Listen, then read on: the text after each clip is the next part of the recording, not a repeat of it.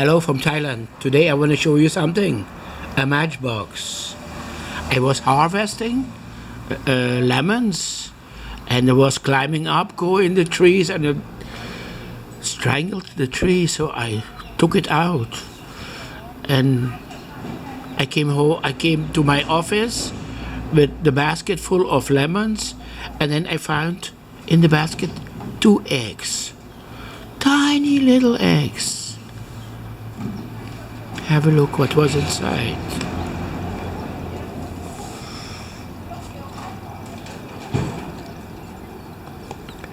One egg is coming out already. Look at him.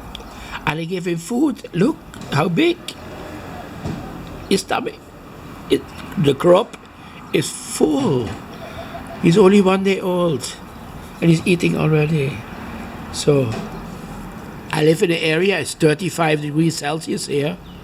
So I put him in the box. There you go, there you go. Put him in the box. Cover it. And keep it like this. Keep it warm.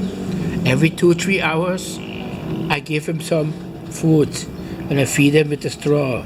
I show you the next time. Okay.